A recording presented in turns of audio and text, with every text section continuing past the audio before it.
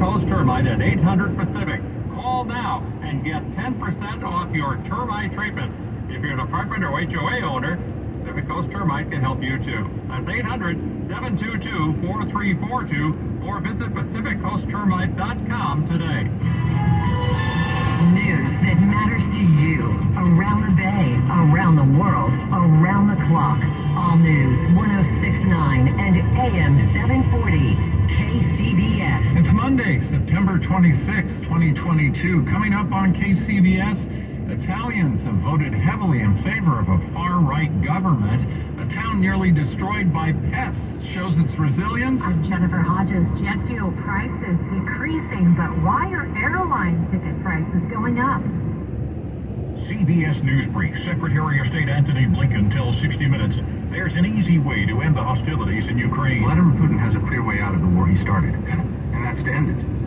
If Russia stops fighting, the war ends. If Ukraine stops fighting, Ukraine ends.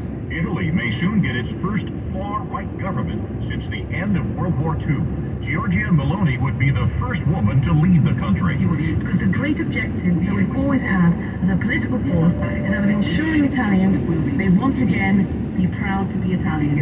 Both President Biden and Governor Ron DeSantis have declared a state of emergency in Florida to help the state prepare for the arrival of a possible hurricane midweek. Governor DeSantis. It's going to be pretty broad impacts throughout the state. You're going to have wind, you're going to have water, there could be flooding on the east coast of Florida as a result of this. It's a big storm.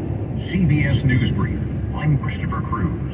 KCBS News Time, 12:32. Good morning, I'm Peter Finch. A century ago, cotton farmers in Enterprise, Alabama faced disaster when their crops were wiped out by an invasive species, the boll weevil.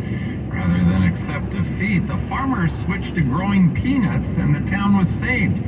CBS correspondent Connor Knighton looks at how today Enterprise, Alabama honors the insect pest that not only failed to destroy the town but allowed it to come back stronger. In the center of Enterprise, Alabama, there's an intersection honoring an insect. We are one of the few cities in the world that where you have in the middle of town a pest that's standing up on a pedestal. William E. Cooper is the mayor of Enterprise. Enterprise is a small town with a big heart. But more than a century ago, a small creature, the boll weevil, nearly destroyed this town. It came for the cotton. The boll weevil was a pest that was bad, and it just destroyed whatever was in its path. I think the locust plagues in the Bible, Attorney and local historian Dale Marsh's grandfather owned a cotton farm in Enterprise in the early 1900s. By the time the invasive insects got to town, the tale of the pest that feeds on cotton seeds was already national news. That of the USDA had deemed it a wave of evil. The boll weevil destruction didn't just affect the farmer. If the farmer had no money from his cotton crop, he had no money to pay back the bank or the merchant. So everybody was worried about what was going to happen. What happened was, the farmers pivoted to peanuts. 100 years ago, what would people have been growing in this field? They growing cotton right. And then the boll weevil changed all that? Changed every bit of it. William Birdsong owns a peanut farm near Enterprise. The majority of the ones that are grown here are going to go into like M&M bars, candy bars, Snickers. Oh, so if I mean a peanut M&M, it might have come from this field? That's exactly right. We're peanut. Today, Alabama is known for its peanuts. Alabama's Tuskegee Institute was once home to the most famous peanut promoter of all time. George Washington Carver was very crucial to the success of the peanut because he led to the development and the introduction of many uses of peanuts, which obviously increases the demand and the need of all these peanuts that farmers would grow. But back in 1915, nobody had ever planted peanuts here. It was only when the weevil wiped out the cotton crop that the Enterprise farmer tried something new. That's the reason why that there's a statue in Enterprise of the boll weevil. It's very tongue-in-cheek, and so it's like, if it hadn't been for you, boll weevil, you caused us to be resilient and look for other means to try to survive and make a living. In 1919, the town put up a monument to celebrate their agricultural prosperity. Decades later, a weevil was put on top, then taken off, then gone. It used to be a popular prank to mess with it. It has been taken, and we'll find it somewhere on the side of the highway or whatever. But it's no longer not the only Weevil statue in town. Meet Mayor Weevil, Officer Weevil. There are Weevils in front of the health clinic, the ale house, the local real estate office. Everywhere from the pharmacy to the farmer's market to the funeral home, there's been an infestation created as a way to attract attention to local business. A giant pest in front of a restaurant would not be the first marketing idea you might think of. No, definitely would not, but it seems to work. Yeah, and does it? I mean, you feel like this drives people out.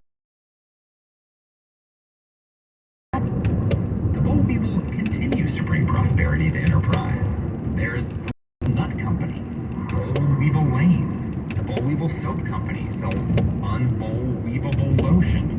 From the CrossFit gym's Swole Weevil to the community college's Bo the Weevil mascot.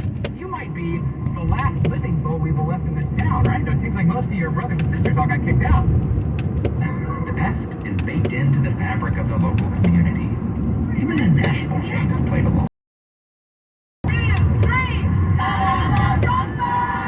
I'm loving it. Rattlesnake Weevil is one of the latest stops on Weevil Way. 9-year-old Amina Roston is spending her afternoon seeing them all. I think it's kind of cool too because they ruined our crops, but it also makes us discover new things. You hear that sentiment a lot in Enterprise. It's not actually about the insect. It's about what it represents. The lesson of the boll weevil is that when adversity comes your way, don't quit. As we look at it now, it was just something that made us move in another direction in a better way. Whether you're an accountant, firefighter, mechanic, teacher, whatever this is, we all have weevils in our own lives. But they make us stronger. It's like the souvenir t-shirt says, fear no weevil. Celebrate it. It might be silly if you don't know the story, but if you know the story, it's a beautiful story.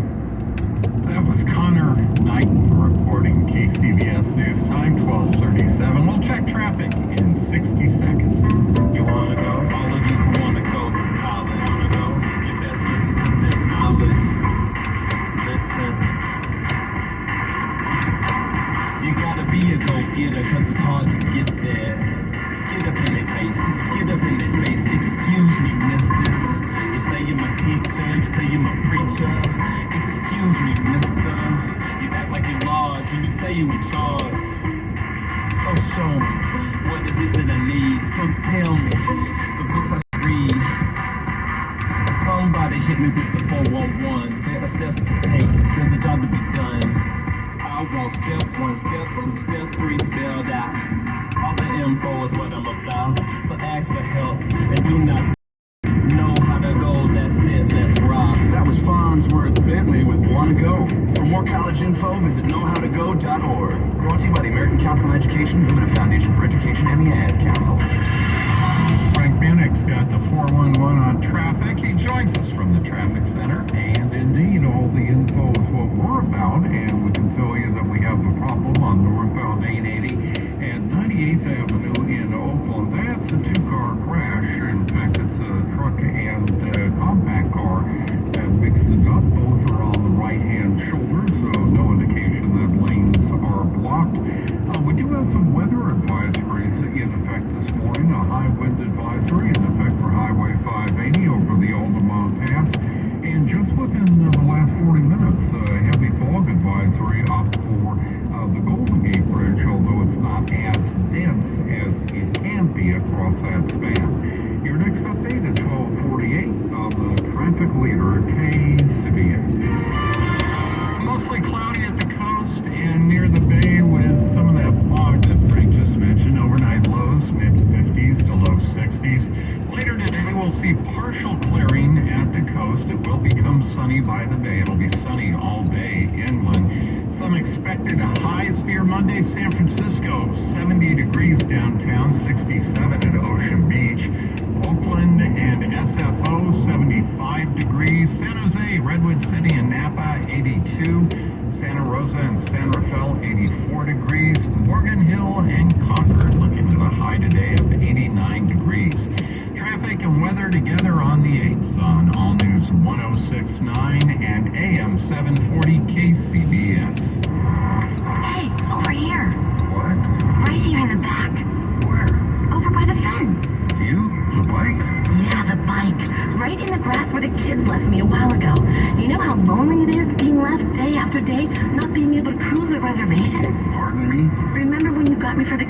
You told him, "Now you kids go have fun, enjoy the outdoors, and be careful." Yeah. I really miss it, especially when they put that playing card in my spokes, and I made a really cool sound the faster we went. Well, could you get my tires a little air, dust off my seat, and remind the kids how fun I still am? Okay. Oh, you are dusty. Yeah, and I may need a couple of Volkswagens too. So let's go. As Native American parents and caregivers, our encouragement to healthy lifestyles for our kids is helping them get outside and play. Get ideas, get involved, get going at letsmove.gov/Indian Country. Brought to you by USDA, HHS, and the Ad Council. KCBS News Time, 1241. Jet fuel are dropping and more airline workers are on staff. But as KCBS's Jennifer Hodges reports, that doesn't seem to be translating into lower fares. So if things are improving for the airline companies, why aren't they improving for consumers looking to fly? Well, I think there's still a lot of demand out there. Even though we do see demand tend to drop a little bit in the fall, there are still a lot of people that are looking to travel. It is simple supply and demand. Nick Ewan is Director of Content for the Point Sky, a site that offers up hands-on advice for travelers. So what do you need to know if you're looking to fly in the next few months? Unfortunately, for holiday travel, we are seeing those prices start to tick up. So if you haven't already locked in those plans, I would strongly encourage you to do so. And Ewan says don't give up even after you've purchased the flight. Keep an eye on it, though, because obviously prices can drop. And one of the nice things is that airlines, many of them, now do offer flexible change and cancellation policies. Staffing shortages continue to plague airlines, forcing delays and cancellations. Jennifer Hodges, KCBS. From planes to trains, this is National Rail Safety Week, observing safe rail crossing practices. Here's KCBS's Jim Taylor. Hear the train a-coming? That's actually part of the problem. Today's trains are not as loud as they used to be. There's no clickety-clack. There may not always be a horn to warn people near the rails of an approaching train. The trains today are a lot quieter than they used to be. And if you're wearing headphones, which a lot of teens are when they're injured near the tracks, then you might not hear the train coming at all.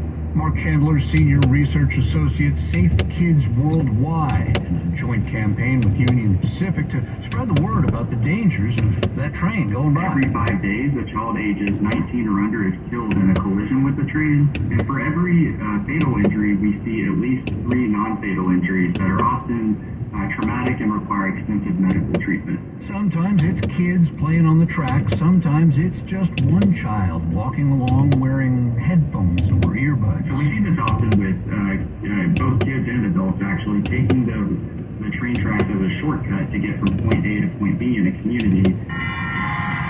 National Rail Safety Week. Jim Taylor, KCBS. September is Baby Safety Month, and there are a number of things parents and caregivers can do to protect our littlest ones. We get that story from reporter Jan Stevens. Mary Boyle, a member of the Consumer Product Safety Commission, tells KNX there are almost 100 infant deaths every year in unsafe sleep environments. Most of those incidents are associated with the presence of pillows and blankets and bumpers and other things that are put into the baby's sleep space. Some of them we might think are cute or comfortable, but really those things that we think are comfortable for us could be deadly for the baby. She says they tell parents bare is best. In order to prevent these suffocation deaths from babies in these sleep environments, parents should not put anything else in with the baby. Other recommendations: always place the baby to sleep on the back to reduce the risk of sudden infant death syndrome, SIDS, and transfer the baby to a firm, flat crib, bassinet, play yard, or bedside sleeper if he or she falls asleep in a swing, bouncer, lounger, or similar product.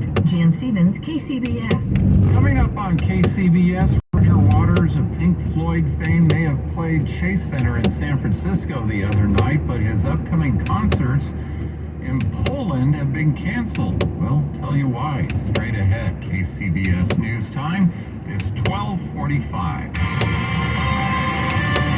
Time now for sports. It was a rough night in Denver for Jimmy G and the rest of the 49ers offense as the Niners lost to the Broncos 11-10 on Sunday Night Football. Baseball